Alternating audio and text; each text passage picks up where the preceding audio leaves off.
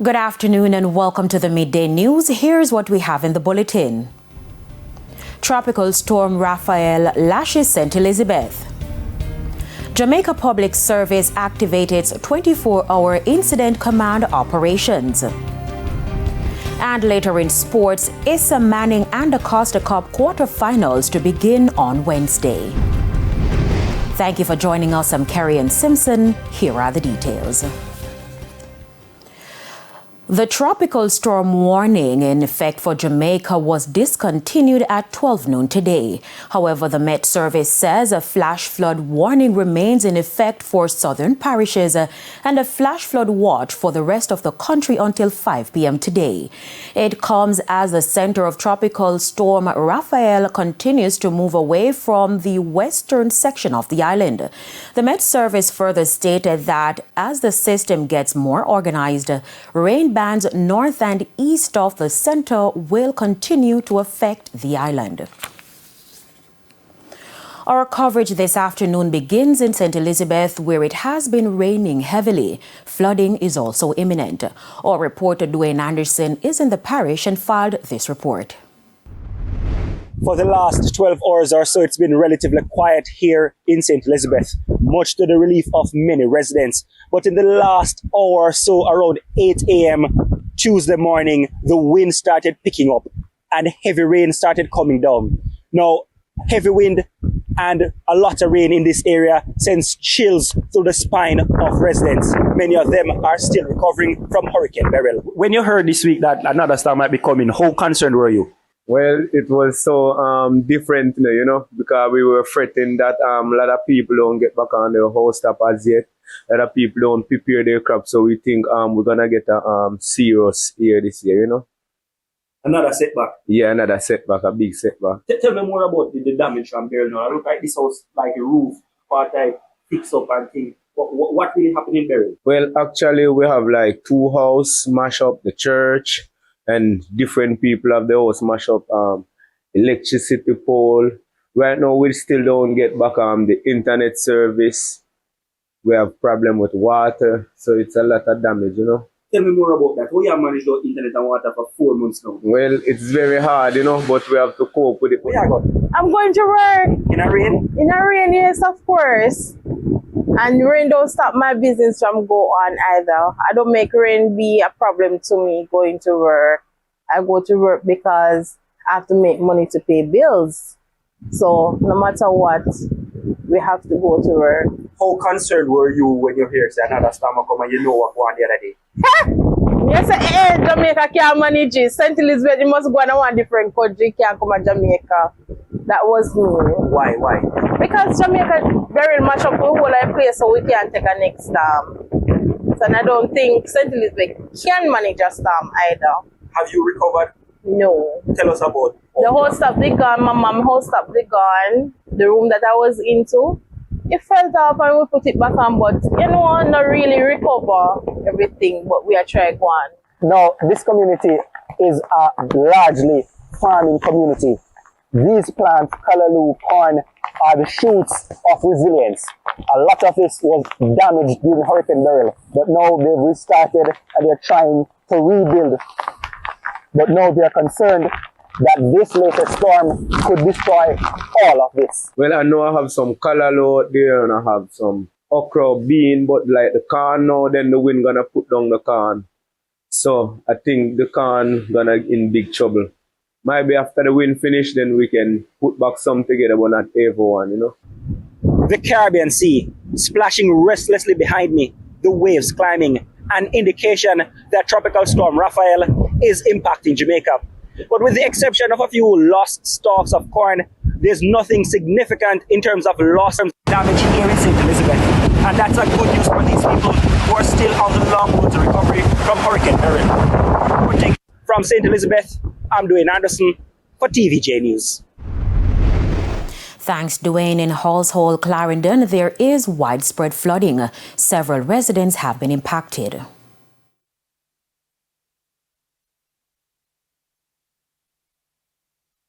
As the water come up from early this morning, we flood out, man. I know a tree we flood out already. Over there, so empty, everybody evacuate already. Right, so them a look help for evacuate. Meanwhile, over in Westmoreland, there are reports of downed trees along the beach road in Negril and Sheffield. Our reporter Kimberly Petty has been tracking developments in the parish and now reports. Thanks, Kerry. So it has been raining in Westmoreland since last night. Now today, most businesses are closed and we've only observed a few residents out. But the rain hasn't stopped some street vendors like Randy from coming out. I know the customers look forward to me, so I have to come out because we sell soup and porridge in the morning, fried dumpling and sausage. Actually, just have mostly porridge leave because customers then come and your hotel record them a pass, them want something to eat, so they get what they have to get. So I have to do out here, Father. Now we're standing in front of this business place in Negril on the beach road that is flooded. Now there are other communities such as Whitehall and Broughton that are flood prone areas. Now there's concern that if the rain continues, it will spell some trouble for residents living in the low-lying areas. Now we will continue to monitor the happenings here in Westmoreland. But for now, I'm Kimberly Petty. Back to you, Kerry. Thanks, Kimberly. Now, over in St. Thomas, the swamp ford in Morant Bay is now impassable. Amoy Harriet has the details. This is the swamp ford in Morant Bay, St. Thomas, after a few hours of rainfall. The ford is now impassable. As a result, residents of Lloyd's district are now marooned. Right now, somebody gave him a take sick to the hospital right now, and somebody sick and want serious medical attention. Right now, they're staying in the community and dead. Drivers also had to abandon their vehicles along the roadway and complete their journey on foot. They use this footbridge that's just above the ford, but even that route is causing great distress. The water level is rising, which means the bridge could soon become completely submerged under flood waters if the heavy rains persist. To make a troubling situation even worse, the bridge is barely holding up. The contractor in early days damaged the footbridge by removing the rails. Therefore, even if it rains and you are coming through and the water rises, it can wash you off that footbridge. We cannot go through the bridge because it's all dug out by the river. It's over 70 years I know this bridge because I used to walk on it, go to school. And 70 years is long because our parents died. I have not seen a bridge. And it is promised to us for the longest while, and we have been waiting and waiting. The residents feel Tuesday's flood highlights a deeper issue that has been affecting the community for years. The bridge has been broken for years now. Years. And the river been promised to be drained for years now. For years. Too much promises. This foundation down here now that constantly finds itself in desperate needs. Money was granted to do work for it. And up until this day, nothing has happened. For now, the residents say they're staying put, hoping frantically that the weather improves. In the meantime, Communications Manager at the National Works Agency, Stephen Shaw, is urging Jamaicans to avoid crossing fordings which are in spate. Amoy Harriet, TVJ News.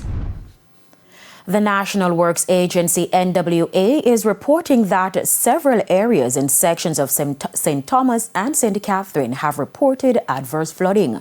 Communication Manager at the NWA, Stephen Shaw, says the Bogwalk Gorge is among the affected areas.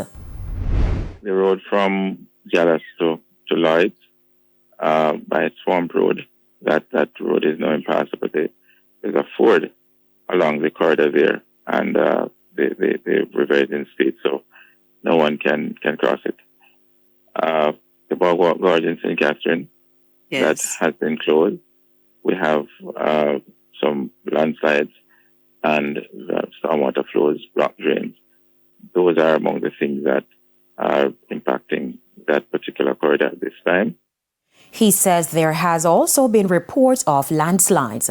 In the meantime, Mr. Shaw says the agency has created an emergency hotline for individuals to report areas that are impacted by the heavy rains. We're manning the telephones, and where persons have reports or information as it relates to roads that are being impacted at this time, we're encouraging them to call our offices and report same so that our officers can respond.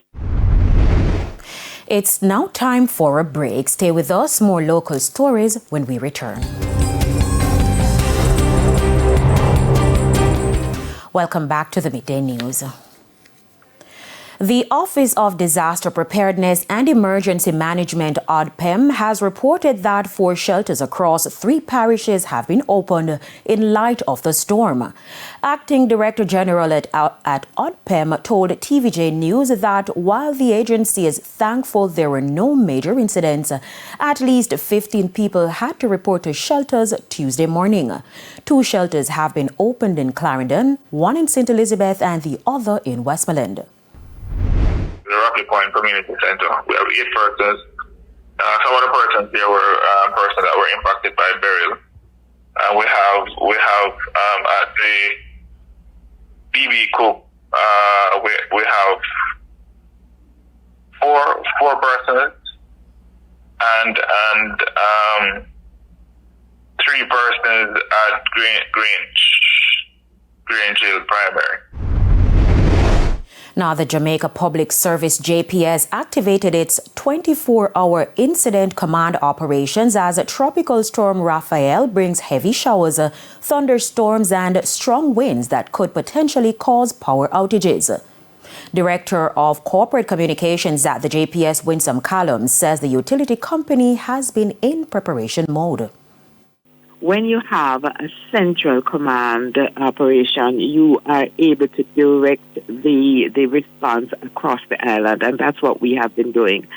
So we have deployed our internal teams, and we have activated our contractors right across the island because this is expected to affect the entire island. So we have our contractors on standby in every parish.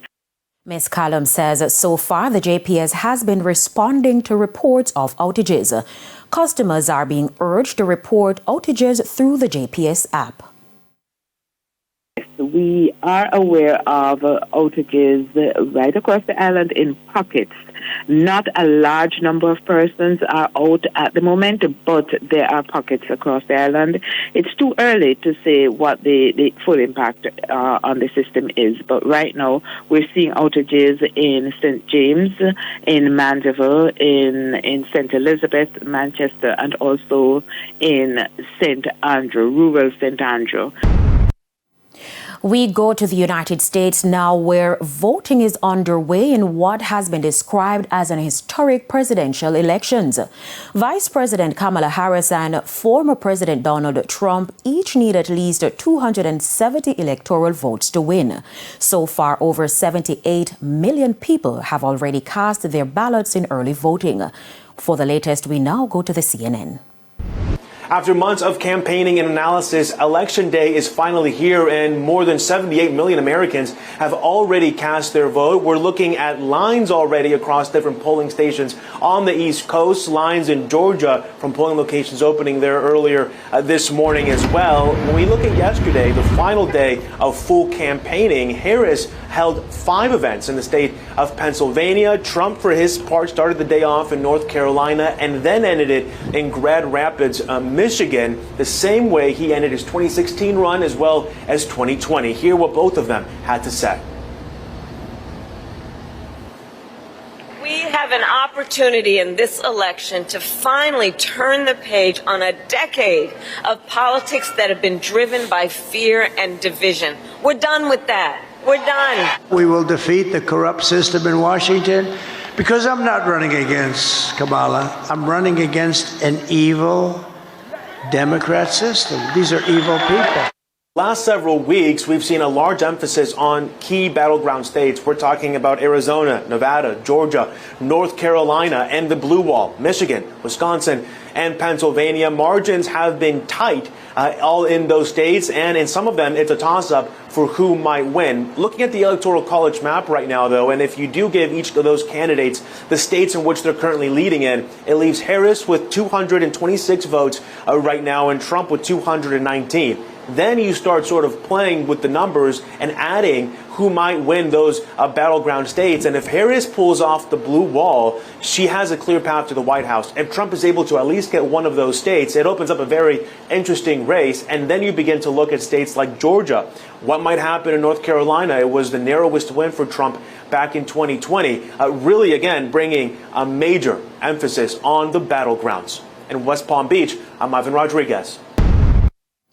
And our reporter Jamila Maitland is in Michigan and filed this report. I'm at the Faith Temple Church of God in Kalamazoo, Michigan, where the church's gymnasium is being used as a polling station. This was the closest I was able to get. In fact, one of the electoral officials came out and actually was using a tape measure to ensure that, we didn't intimidate the voters. Now, Kalamazoo is a relatively small city in Michigan, but it plays a big role in this year's election. Now, Michigan is one of the 7 swing states. It has a population of about 10 million and the registered voters about 7 million. In Kalamazoo, however, the voting population is about 75,000 and every single vote counts. Now, we spoke to some of the voters earlier this morning, including our Stindian, and he's from Trinidad. It's about exercising your civic duty, first trying to stand up for what you believe in. That's the only that's about it. You can't affect anything else but just your civic duty, right? It's now time for the Business Minute. The Bank of Jamaica says due to the effects of Tropical Storm Rafael, its teller services to the public will be suspended today until further notice.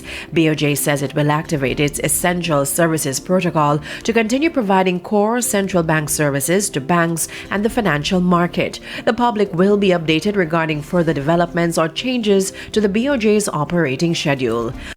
Further afield, the Boeing strike is over. Striking workers voted Monday to accept the company's most recent offer. The deal includes an immediate raise of 13%, raises of 9% for each of the next 2 years, and then another 7% raise in the 4th and final year of the contract.